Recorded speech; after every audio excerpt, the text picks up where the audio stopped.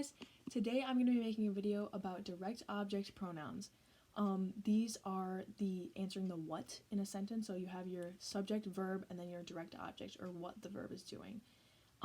So I'm making this video about direct object pronouns, and Avina's going to make one about indirect object pronouns. So watch this video first, and then head on over to her video to learn about indirect object pronouns. Hope it helps. Alright, so to start things off with the direct object pronouns, I have our 6-box chart here of all of the direct object pronouns in Spanish. So for me we have me, for you we have te, for him or her we have lo or la, for us we have nos, for you plural we have os, and for them we have los or las. So these can represent either objects or just nouns, or they can represent people. So for objects we're going to use the him, her, or the them to represent singular or plural objects, but then for me, te, nos, and os, we would only use that for people. So now here I have the sentence formula that we want to stick to when we're using direct objects. So we're going to want to put our subject first, as always, and then our verb is actually going to be last in this case, and the direct object pronoun goes before our verb. So this is different than how we do things in English. So I'm going to make a couple example sentences here. So first we have I love you, and in English we have our subject, which is I, and then our verb, which is love, and then you, which is our direct object pronoun. So in this case, love is the verb, and the question that we would ask is what? So what does the subject love? And then the answer is our direct object. So you is the direct object in this case. So that's how we know it's a direct object. And now when we transform this into a Spanish sentence, we would say yo for I, so that's going to be our subject, and then te is our direct object pronoun, so that's next after the subject, te, and then love is quiero. So when we color code this, it's going to look like our subject is first, and then our direct object pronoun, and then our verb. So the order is going to be different than how it is in English. So now there is another formula that we can use for direct object pronouns, but this is only when we have our verb as a verb phrase. So we have a conjugated verb and a verb in the infinitive right after. So if we have that, we can have our subject first like always, have our conjugated verb in our infinitive next to each other in the middle of the sentence, and then we can put our direct object pronoun at the end of the sentence. But the catch is that if we are going to do that, then we have to attach it onto the end of the infinitive. So now I'm going to give you guys an example of what that would look like. So let's say in English I want to say, I want to do my homework. So now I see this sentence and I have my subject here, and then I have a verb phrase, want and to do. So want is my conjugated verb and to do is my infinitive, and then my homework is going to be my direct object pronoun because it's answering the question of what. So what do I want to do? I want to do my homework. So now if I want to put this into Spanish for my subject, I say yo, and then want to do would be next according to my formula. So yo quiero hacer. And then if I want to attach my direct object pronoun onto the end of my infinitive, I first have to choose my direct object pronoun. So my homework is la tarea in Spanish. So this is going to be a singular and feminine direct object because I have that la here, it ends in an a, so those can tell me that it's going to be singular and feminine. So then I'm going to use this la in the singular and third person box, and then la because it's feminine. So la is going to be my direct object pronoun, but I also have to attach it onto the end of hacer.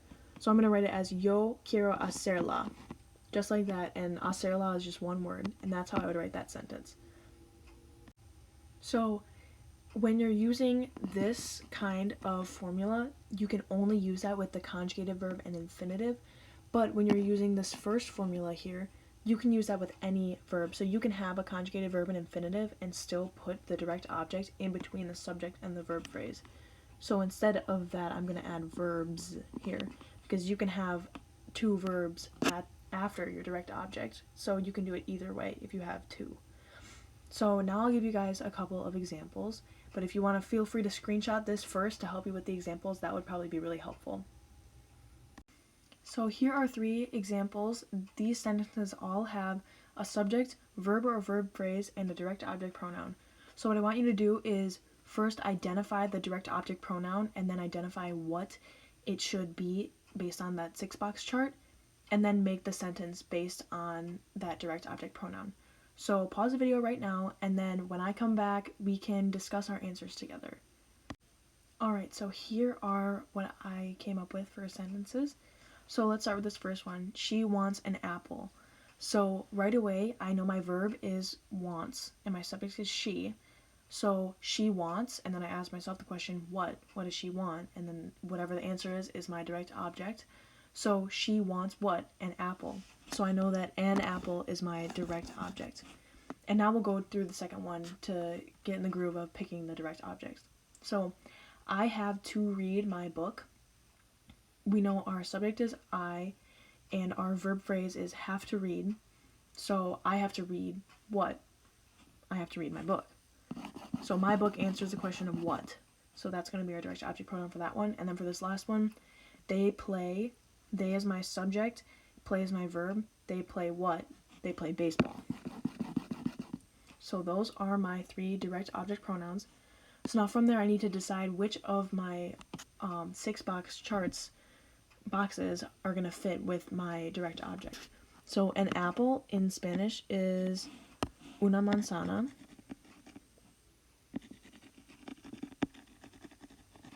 So una manzana is una, singular, and then manzana is feminine. So that means that my direct object is going to be la. So I put la into my sentence, and I said ella la quiere because it has to go subject, direct object pronoun, verb. So I have that order based on that formula that I gave you guys at the beginning. Now moving on, I have to read my book.